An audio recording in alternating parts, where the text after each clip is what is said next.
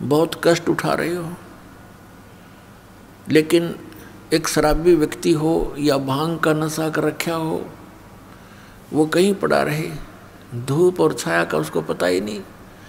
उसको तो वो जून महीने की गर्मी भी जिसमें उसको पसीना आया हुआ है, बाहर पड़ा है, हरियाणा, पंजाब, राजस्थान, उत्तर प्रदेश, मध्य प्रदेश की गर्मी में, उस समय उसको कोई कहे जो बाहर पड़ा हो नशा करके कि उठ ले भैया, देख तेरा क्या हाल हो गया है, पसीने आए हैं, मुंह में झाग आए हैं, चल तुझे छाया में बैठा दूं। वो कहता छोड़ दे, मौज हो रही है। उसको पता ही नहीं मौज क्या है, क्योंकि नशे में है वो। तो आज हम उसी दशा में है, सच कर मान लेना।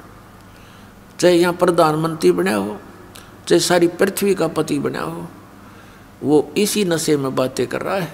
अब पुण्यात्मा परमात्मा कहते हैं, इस झूठे सुख को सुख कहे, ये मान रहा मन मोद, ये सकल चबीना काल का, कुछ मुख में कुछ गोद। फिर क्या बताते हैं, कबीर ये माया अटपटी, सब घट आन अड़ी, किस किस को समझाऊं या कुएं भांग पड़ी। इस 21 ब्रह्मांड के कुएं में इस काल भगवान ने, जो यहाँ का स्वामी है, यहाँ का मालिक है, इसने ये झूठे सुख की इस माया की भांग डाल दी और सभी ने उसी के जल को पान कर रखा है, पी रखा है। अब आप शाम के समय किसी ठेके पर जाकर देखो, वहाँ से पी कर टीटी बनकर चाहे 100 जने आ रहे हों, रास्ते में उनसे बात करके देखना, एक जैसी भाषा, एक जैसी चाल, एक जैसा उनका बर्ताव होगा। ऐसे बोल रहे तो सिर पाँव है, या बोल रहे नहीं, चल अपना काम करें, समझाने की चेष्टा करें तो माने नहीं। तो इस प्रकार से हम उसी काल की भांग को पीकर मस्त हुए फिरते हैं। और परमात्मा कहते हैं, कबीर ये माया अटपटी, सब घट आन अड़ी, और किस किस न समझाऊं या कुएं भांग पड़ी। लेकिन फिर कितने दयालु हैं, एक शराबी को समझाना कितना कठिन हो जाता है, पूरे परिवार के नाक में दम कर देता है। और हम सारे भांग पिए पड़े, और फिर हमें समझाने के लिए हमारे पिता आते हैं, क्योंकि अपने का दुख अपनों को ही होता है। इस काल यहाँ का जो भगवान है, इसको हम भगवान कहते हैं।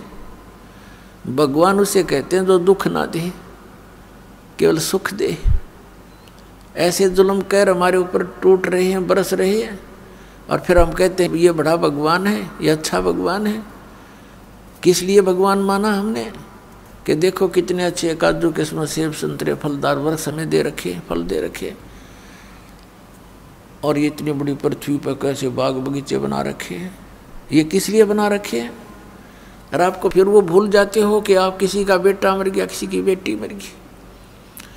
पीछे सी समाचार पत्र में पढ़ने को मिला, यहाँ बच्चे बता रहे थे कि एक परिवार ने मन्नत मानी, किससे? बालाजी से। उनका पुत्र हो गया, और उस पुत्र के केस उतरवाने के लिए, मत्था टिकवाने के लिए उस बालाजी में जा रहे थे। 4-5 सदस्य थे, 7वां छोटा सा लड़का था, 3 महीने का। रास्ते में दुर्घटना होगी, वो बच्चा बच गया और वो सारे मर गए। बताया खाक मन्नत दी उसने, किसने दी? ये भी भूल है हमारा कि उसने पत्थर ने दे दी, उस बालाजी ने दे दी। एक भगत सुना रहा था, बोला जी हम पहले तो भूल में थे। उसने एक उदाहरण दिया कि एक भगत हनुमान जी की पूजा कर रहा था। हनुमान जी वहाँ प्रसन्न हो गया, आ गया, बोल भाई क्या मांगता है? नो बोला जी बढ़िया से सूट दे, मेरा तो कपड़े को नहीं। नो बोला भाई मैं आप लंगोट में रहूँ तो न कितने थान दूंगा। हनुमान जी ने कहा भले आदमी तो भगवान की भक्ति करे, मैं भी भगवान की भक्ति करूँ, मन भी कर दे, क्यों दुखी कर रहा है मेरे को? तो पुण्यात्मा, हम बिना ज्ञान के डले ढो रहे थे। अब इस तत्व ज्ञान से हमें पता चला।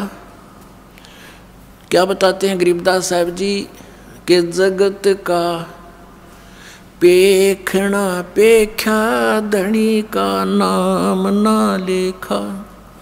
जगत का पेखना पेख्या धनी का नाम ना लेखा। जैसे ये दास पहले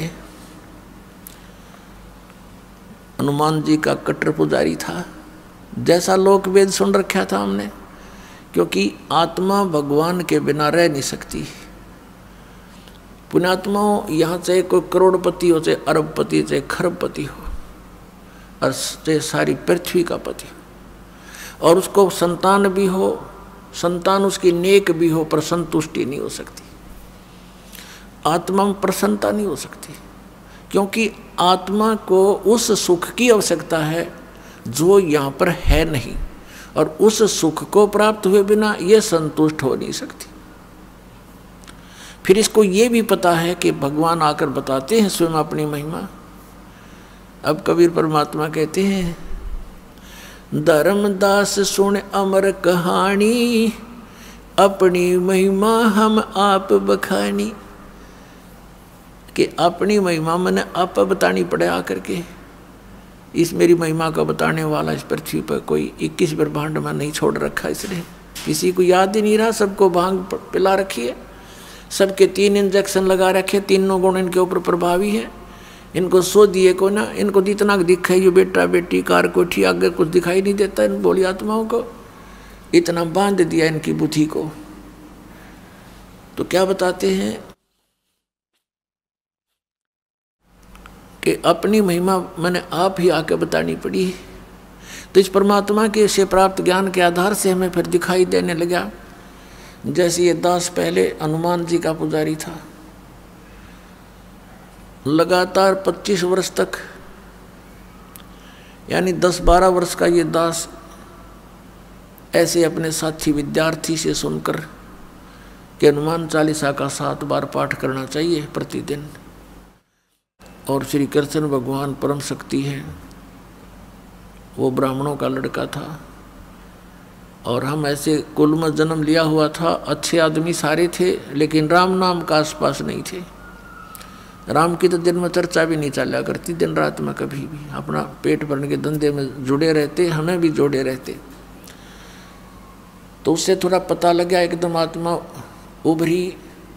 तो जैसा लोक वेद सुना था उसके आधार से दृढ़ होकर लगे।